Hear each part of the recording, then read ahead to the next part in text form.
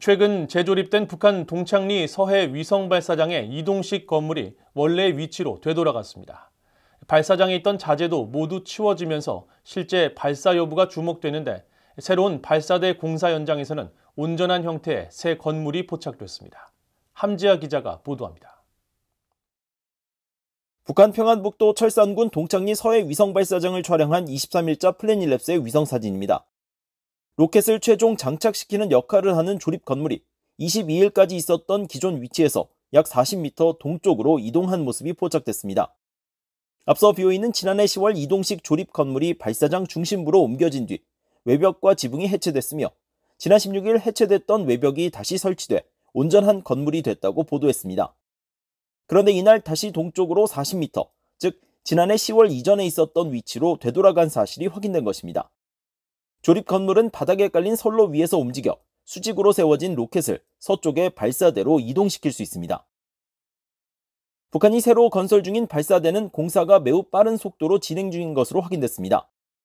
앞서 북한 전문 매체 38로스 등은 지난 16일 발표한 보고서에서 북한이 서해 위성 발사장 인근 해안에 최근 로켓 발사를 위한 추가 발사대를 새롭게 짓고 있다고 분석했습니다.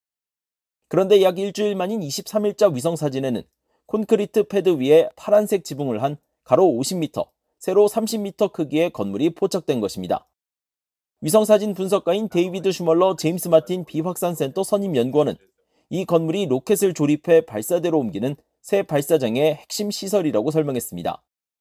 The purpose of the structure, it's a real mobile environmental protection structure, is that they will move all the rocket parts under that building. That building itself will physically move over the launch pad. And when that building is over the end of the pad where the rocket will launch, they will assemble and place the rocket on essentially a giant metal scaffolding arm. 슈멀러 연구원은 이어 발사대 바로 옆에는 높이 솟아있는 6개의 철골 구조물이 보인다며 이 중 높이가 상대적으로 높은 2개의 구조물에는 피뢰침이 설치되어 있다고 말했습니다.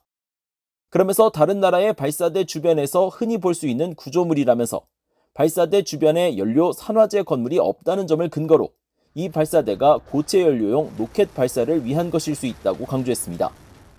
현재까지 상황을 종합하면 지난 수개월간 개선 작업이 진행됐던 서해 위성 발사장의 핵심 시설인 겐트리 타워와 이동식 조립 건물, 주처리 건물이 모두 온전한 상태를 하고 있는 모습이 이번 위성 사진을 통해 확인됐으며 새로운 발사대도 빠른 속도로 지어지고 있습니다. BOE 뉴스 함지아입니다.